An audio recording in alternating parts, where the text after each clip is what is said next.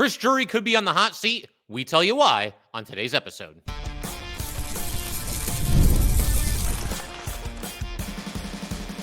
You're Locked on the New York Rangers, your daily podcast on the New York Rangers. Part of the Locked On Podcast Network, your team every day. Welcome back, Blue Shirts fans, to episode number 1412 of the Locked On New York Rangers podcast. I'm your host, John Chick. Just want to thank you guys, as always, for making Locked On New York Rangers your first listen every day. We are free and available on all platforms, including YouTube. And today's episode of Locked On New York Rangers is brought to you by Gametime. Download the Gametime app, create an account, and use code LOCKEDONNHL for $20 off of your first purchase. And we are, of course, part of the Locked On Podcast Network, your team every day. So, is Chris Drury in danger? Is the seat starting to get warm? I feel like those are questions certainly worth examining in today's episode. I don't think anything's going to happen imminently, but we are certainly going to talk about Chris Drury and his job security or potentially lack thereof moving forward with the New York Rangers. We'll also get to some line combination talk. We're going to have some fun with this. I'm just going to throw out some line combinations. You guys can obviously feel free to weigh in with your preferential line combos as well. And then we're going to do some Hartford Wolfpack talk as well. Is there anybody the Rangers should call up from Hartford to try to give this team a little bit of spark? We'll get to that and more as it pertains to the Wolfpack, who won their last game 6-3. But we begin, like I was saying, with Chris Drury and the idea that it's at least possible that he could be in some danger if things continue to spiral the way that they're spiraling right now for the New York Rangers. Of course, this team has just 3 wins in its first 10 games. Let me just say right off the top here, the season is not over. I understand that. A lot of people are going to fight me on that and say that it is over. It doesn't look good right now. I'll certainly give you that, but we've also seen teams struggle out of the starting blocks and then figure things out moving forward and put it together and at least be a playoff team. I'm not going to say that's impossible for the Rangers, but is it likely the way things are going right now? I would say also no. And if the Rangers do miss the playoffs for the second straight season, that's not going to look good on Chris Drury, and you got to think at that point the clock is really ticking. The other big disclaimer is that I don't think any change at general manager is going to happen like today, tomorrow, next week, even next month. I figure they're going to let this play out. The fact that Drury was extended this offseason and the fact that he has been afforded the chance to, try to piece this roster back together and build it back into a contender with a retooling rather than a rebuild, that to me, from ownership to Drury, felt like something of a vote of confidence. And I think if nothing else, they'll at least let him play out this season. But nobody has an endless leash. Not too many people anyway, and I don't think Drury is one of those people that would have an endless leash. But as far as why he might be in some danger right now, I mean, to begin with, like I said, they've only won 3 of their first 10 games. So that's obviously the first blemish. But I think it's just the very simple fact that this is now Chris Drury's team. He's got the coach that he always wanted. He had a history with Mike Sullivan, and Sullivan's always been his guy. And you get the feeling that whenever the Penguins and Mike Sullivan parted ways, that Drury was probably going to be all over it. Now, if this had happened rather than this offseason, the one before it, I don't think anything would have happened then because obviously Peter Laviolette and the Rangers were coming off of the President's Trophy and a trip to the conference final. But the fact that they were so bad last year and obviously had a coaching vacancy, they were going to be all over that. And it kind of felt like Sullivan would probably be interested in the Rangers job as well. And they made it happen. But Drury's got his coach, the coach that he always wanted. And he's also got seemingly the captain that he's always wanted in JT Miller. He goes out and trades for him at the deadline this past season. And then a lot of debate, a lot of conjecture as far as who the next captain of the New York Rangers is going to be.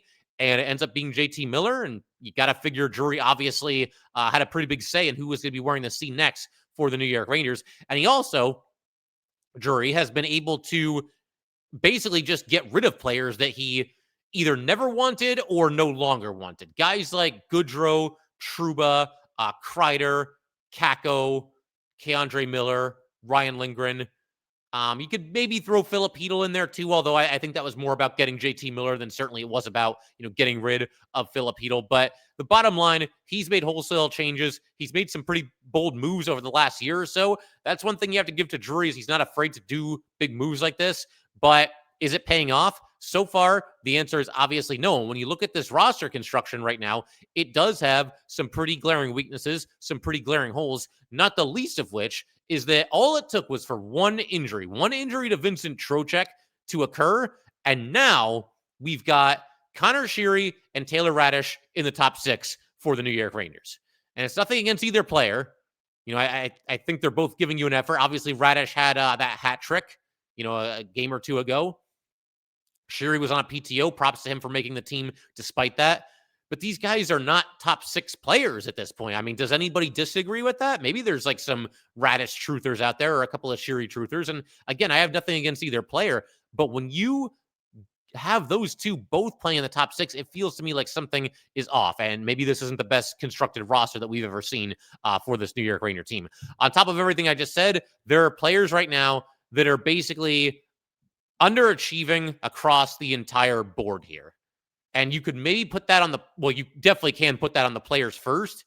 You could give a certain amount of blame to Mike Sullivan and the coaching staff as well. But again, this is Chris Drury's team. He built this roster. He made all these wholesale changes. He's the guy that's been wheeling and dealing with all these trades for the past calendar year, or however long it's been at this point, maybe a little bit longer than a year with all the trades that this team has made. But look at this roster right now. Try to tell me a player through 10 games. I know it's still early, but through 10 games, show me a player on this Ranger roster who is overachieved. Show me a player on Chris Drury's roster here right now, Chris Drury's team, that has given you more than you were expecting thus far this season. Does that player exist?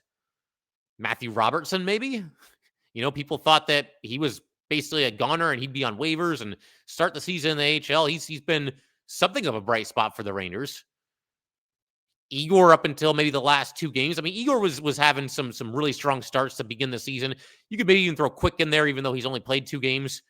I mean, who's overachieved besides that? Carrick, Radish, it's really just the hat trick.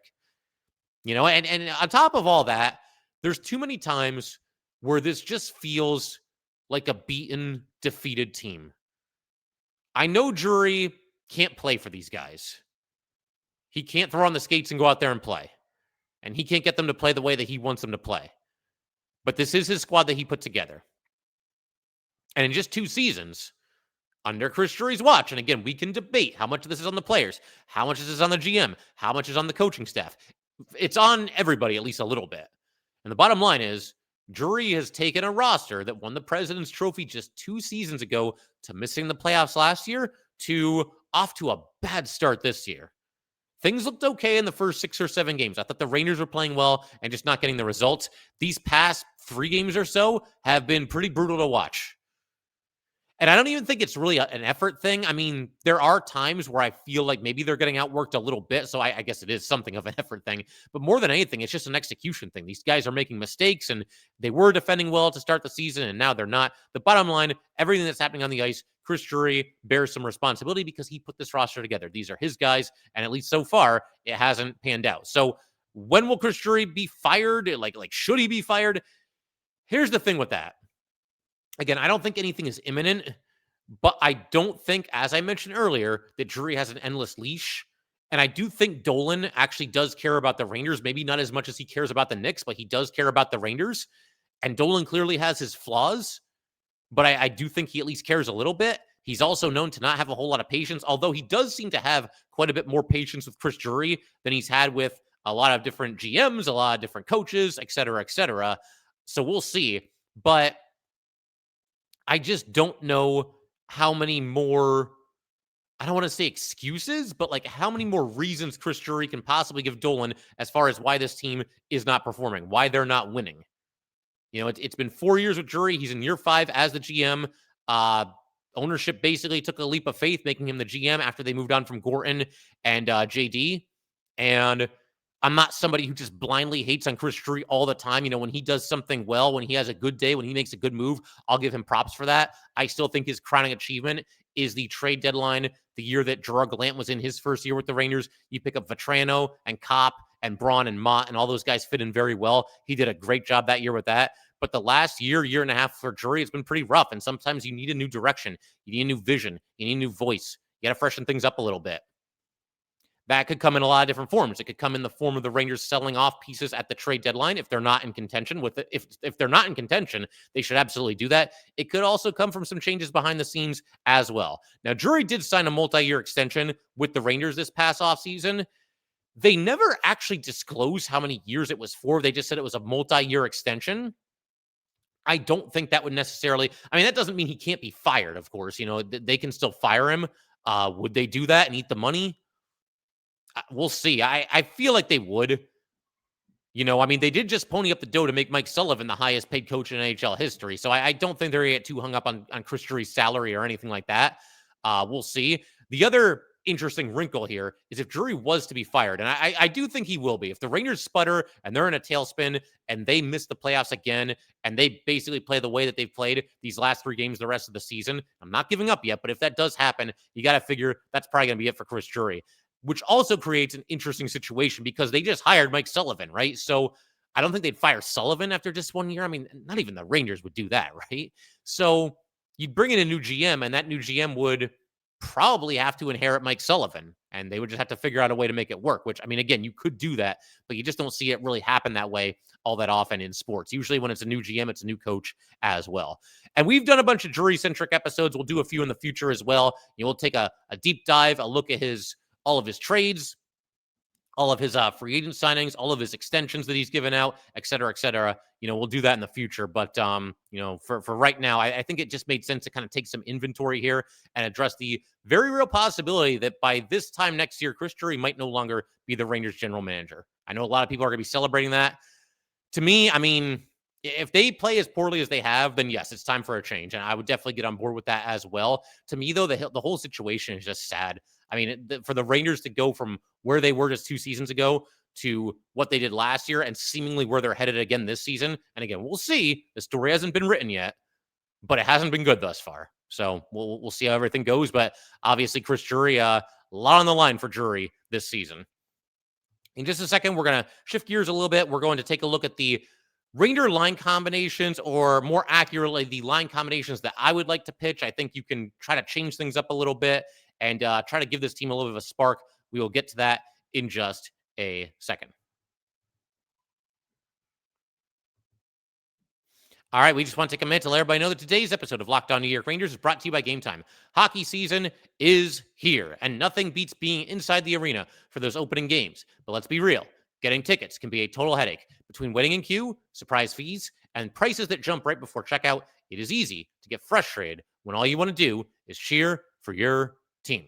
That's where Gametime comes in, the app that gives fans the advantage. It's your ultimate life hack for scoring amazing NHL tickets fast, easy, and stress-free. Gametime is the best because it's got so many awesome features. To begin with, you get none of those annoying surprise hidden fees at checkout. You've also got the panoramic seat view where you can sit in a certain seat and get a view of exactly what you're going to be seeing when you attend the game, the concert, whatever it might be. And you can even find NHL tickets for under $25. Take the guesswork out of buying NHL tickets with Gametime. Download the Gametime app, create an account, and use code LOCKEDONNHL for $20 off your first purchase. Terms apply. That's code LOCKEDONNHL for $20 off. Swipe, tap, ticket, and go. All right, let's go keep everything rolling here on Locked On New York Rangers. Big shout out to the everydayers. As always, we've got Rangers at Canucks on Tuesday night at 10 o'clock. So we're going to be staying up late for that. And hopefully the Rangers will at least make it worth our while. That would be nice. But we'll see. Whatever happens, we'll be breaking it down on the next episode. But for right now, let's talk line combinations. This is a topic that we haven't really gotten that far into as of yet this season. And part of the reason for that is because I just don't think there are any easy, obvious solutions here. This team is so lacking in depth that you don't really have a lot of options at your disposal if you're Mike Sullivan and the other players on this Ranger team. But with all that said, let's at least give it a shot here. So something that I mentioned in our most recent episode that I'm going to go back to right now, I got to have Mika Zibanejad and JT Miller back together on the same line. And I realize there's a ripple effect from that. I realize there are repercussions from that, especially with Trocheck not being in the lineup, not being available right now. It does mean that your center depth is really, really, really going to be hurting. And you're going to see that when I lay out my line combinations. But the bottom line, JT Miller and Mika Zibanejad, they are better together than apart.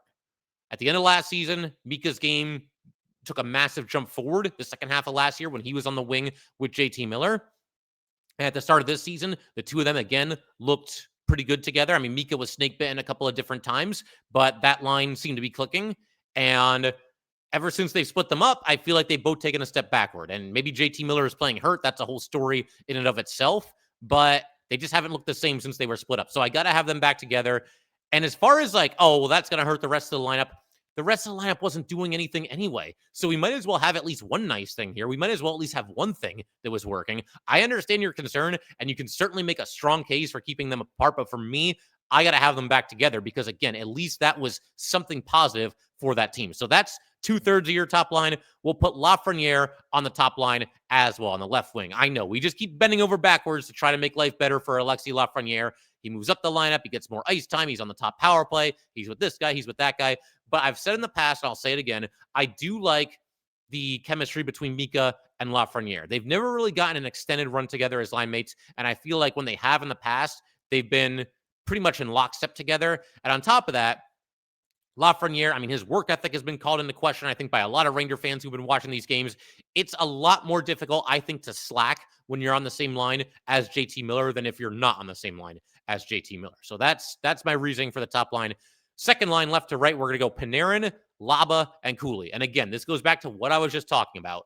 When it comes to center depth, the Rangers are not going to have much of it at all, when we go with the line combinations that I'm proposing here. But we're going to do it anyway. Again, left to right here, Panarin, Laba, and Cooley. You've got two north-south young players like Laba and Cooley.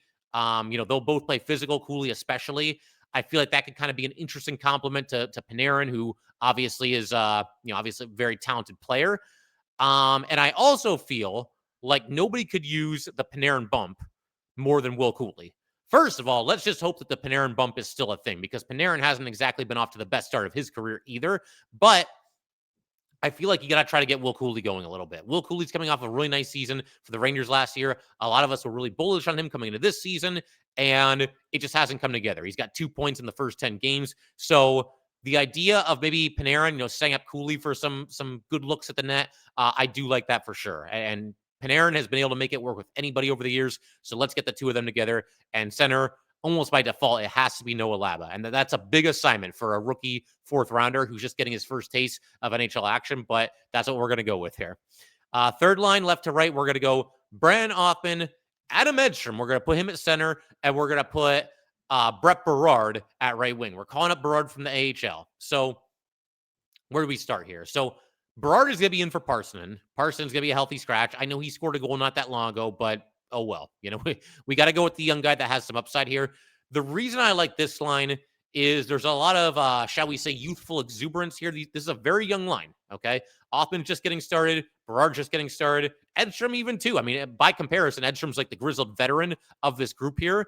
I don't want to call it Kid Line or Kid Line 2.0 or anything like that, because we know that didn't really work out long-term for the Rangers, and 2/3 of them are no longer here. But I like the idea of this young and hopefully hungry third line figuring things out together, trying to help each other out, trying to basically help each other stick in the NHL and stick with the New York Rangers. Hoffman and Berard know each other. They played together at the Wolfpack. I believe Edstrom played with them as well. There's some physicality to this line. There's some size to this line. There's some general scrappiness to this line as well. There's hopefully some FU to this line.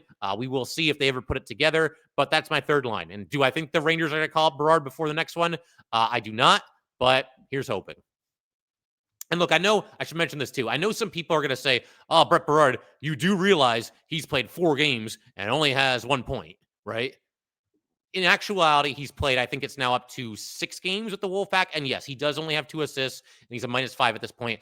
I don't care. We are trying to spark this team right now. And Brett Berard is somebody who, despite everything that happened last season, he played very well for the New York Rangers, at least relatively speaking to some of his teammates. He scored a decent amount of goals, and he's also somebody that has certainly produced with the Hartford Wolfpack in the past. His last season with Hartford that was close to a full season was in 2023, 2024. He had 48 points in 71 games. And then last year, before he was called up to the Rangers, 23 points in 30 games. So I'm not going to get all bent out of shape about the fact that his point total is down for a handful of games for the Hartford Wolfpack this season. Again, we are trying to spark this team, a team that often looks slow, looks tired, just gets outworked by opponents. Brett Berard is not somebody that's going to go out there and be outworked. So I really don't care that his plus minus isn't great. I really don't care that his point total is not exactly what you would like it to be through a handful of games with the Wolfpack. We got to try something here. And I don't think that guys like Parson, Brodzinski, Radish, and Sheary are the long-term solution. So Berard's getting called up in my line combinations.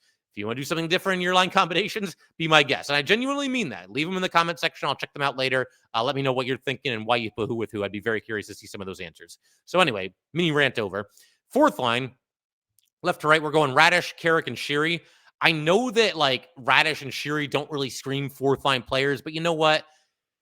Those two are the veteran depth wingers that were brought in this offseason, and it's time to start treating them like it. I'm not trying to be mean here. And again, Radish had the hat trick. Props to him for that. Sheary, I've said, I feel like he looks dangerous at times, and he's just not getting rewarded. I do feel like he works hard out there, but these are veteran depth forwards. That's all they are. That's all that you really could have expected them to be. And so, even though this isn't like the biggest, nastiest, meanest fourth line, let's put them together and let's put Carrick there. I thought about Carrick maybe being on the third line instead of Edstrom, but Edstrom's the one with a little bit more upside. And I think Carrick has really kind of found a home on that fourth line for the New York Rangers. So that's what we're going to do. Those are the line combinations. Do I think the Rangers are going to do this? No. But again, this is what I would do. So again, if you have your combinations, definitely feel free to leave them in the comment section on YouTube or email me or do whatever you want to do. As far as the deep pairings go, we'll keep it pretty much the same. Gavrikov, Fox, Robertson, and Borgen. But I would call up Morrow and I would put him in the lineup over Susie. I know they're not going to do that, but that's what I would do. Susie has really struggled. Him and Schneider were on the ice for the first 3 goals that the Flames scored in the game, obviously in Calgary the other night, the Rangers' most recent game. I don't know. I mean, Morrow, I'd like to see what he can do. I don't think Susie's the long-term solution here. I don't think there's any chance he's on this team after this season ends. He's an unrestricted free agent at the end of the year. And if things keep going the way they're going, the Rangers will trade Susie. Now, I don't think they're going to get much for him, but there's no point in hanging on to him if you're just going to let him walk anyway. So I would like to see Morrow. Don't think the Rangers are going to do it, though. But anyway, in just a second, we mentioned the Wolfpack a minute ago. We're going to talk about just what's been going on with them, who's doing well, some notes from their latest game, and is there anybody from the Wolfpack that the Rangers could or should contemplate calling up to the New York Rangers? We will get to all that in just a second.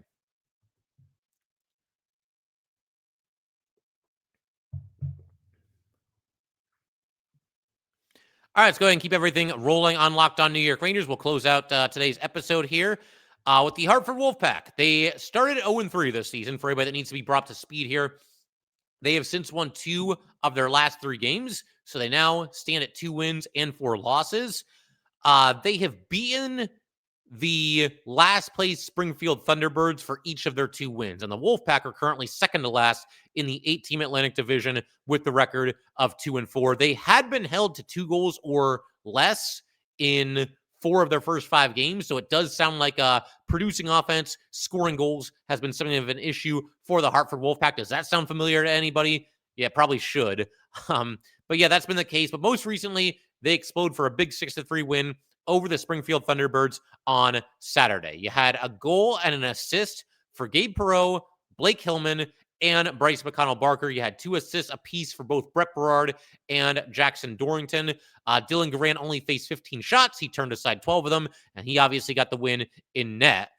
So the Wolfpack going to be an interesting team to track. There's a lot of new faces this season, and what seemed to be an issue last year, well, what was an issue last year for the Wolfpack, scoring goals, seems like that's at least something of an issue early this season as well. But it also begs the question, anytime we talk about the Wolfpack, is anybody kind of knocking on the door? Is anybody on the precipice of being called up to the New York Rangers for a run with the team? Should the Rangers consider calling anybody up?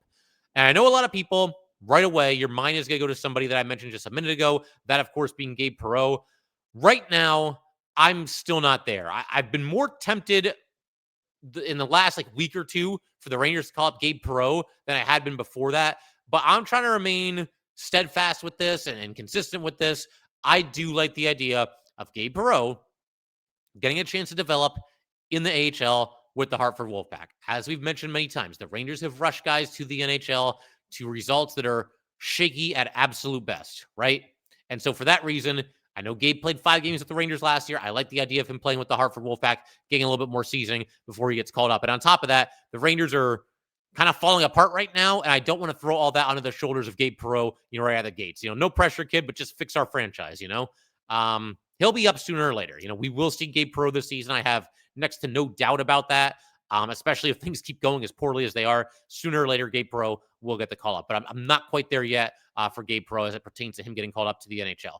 Now, the one that I would be in favor of, and we covered this in the last segment, will be Brett Berard. I thought Berard really did a nice job with the Rangers last season. 35 games, 6 goals, 4 assists. It's not an incredible amount, but it's not nothing either. And the fact that he actually played like a solid brand of hockey during the dumpster fire that last season was, I think that's impressive. And it's not like there's a whole bunch of like amazing players in his way that prevent him from being called up. You know, I ran through the gauntlet earlier. Sheary, Radish, Brodzinski, and Parson.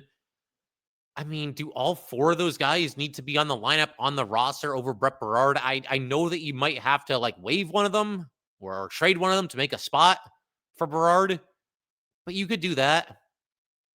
I don't think that one of these guys is going to like go to another team and suddenly become an absolute superstar. Does anybody think that that's going to happen? You know? Teams are just terrified of waiving players, and certainly the Rangers are as well. And it's unfortunate, and you want to get the most out of these guys, you know, while they're here and everything, but sometimes you got to do what you got to do, and you got to try to spark your team. And I think Berard has a chance to do that. He does play with a certain energy, a certain feistiness that I think the Rangers could certainly use at this point. And the other question, you know, is there any defenseman that the Rangers could or should call up from the AHL? Not really. I mean, Scott Morrow, I think, would be the only real obvious choice. Right now, it feels like some of the Rangers' best defenseman prospects are still playing in college. I'm thinking about, of course, EJ Emery and Drew Fortescue. They both would seem to have bright futures, and the Rangers seem to be high on both of them. I mean, they should be high on Emery. They took him in the first round, and Fortescue, a former third rounder, who has some promise as well. So we'll keep an eye on the 2 of them, but obviously not expecting anything anytime soon as far as them playing pro hockey with the New York Rangers. Morrow, I mean, he doesn't have any points, and he's a -1 through 4 games with the Hartford Wolfpack. And, of course, his calling card is offense. The Rangers called him up, but then just never played him. Because, I mean, when Urho Vakanainen can be in the lineup, you got to make sure Urho Vakanainen's in the lineup. So that was kind of unfortunate. You know, we'll see. We'll see. I do think if and when the Rangers make a move as far as the blue line is concerned, it would almost have to be Morrow. I mean, besides him, it's basically a bunch of, like, veteran journeymen that make up the Ranger blue line in the AHL. The one exception to that rule would be Jackson Dorrington, who we just talked about a minute ago. You know, he had a couple of assists in the last game, so maybe he'd be an option too. But for me, I do like the idea of Morrow getting a chance. I would put him in for Susie. Like, I'm sorry, Susie's just not very good. I can't think of a nice way to say it. I know that I tried to give him the benefit of the doubt through the entire offseason, and obviously it was unfortunate that he got hurt against Buffalo, but I don't see him certainly as a long-term member of this Ranger team, and I don't think he's really giving them much of a boost right now ever since he's gotten back into the lineup. So I got to aim a little bit higher. It'd be nice to have a puck-moving defenseman in the lineup, somebody like Scott Morrow, and I'm just willing to make that change, even though the Rangers probably are not. But as far as the Wolfpack are concerned, they are back in action on Wednesday at home against the Charlotte Checkers at 7 p.m. We'll see how they do there. We'll try to keep an eye on the Wolfpack as much as we possibly can. You know, the idea of watching the Hartford Wolfpack right now actually sounds kind of nice. You know, they're 2-4. So obviously not off to the greatest start. But there are some young prospects there, and guys like Berard, guys like Gabe Perreault. I mean, who knows how long Offman will be with the Rangers before he ends up getting sent back down. Garand, you know, Garand's got some upside there in net. Morrow, you know, as far as the blue line is concerned, I think he's the one that you're keeping the closest eye on. Kind of sounds nice, doesn't it? Man, I don't know. I mean, I do want to pay more attention to the Wolfpack moving forward, and we will talk about them more going forward. But what the Rangers have done recently, the way they've been playing out, a Wolfpack game does sound honestly kind of fresh and kind of nice. But we'll call it there. If anybody would like to get in touch with this podcast, please send an email to lockedonnyrangers@gmail.com. Once again, that is lockedonnyrangers@gmail.com. Definitely give us a follow on Twitter as well, @JChick17. Once again, @JCHIK17. And definitely subscribe to Locked On New York Rangers YouTube channel. Thanks again, guys. I will see you next time.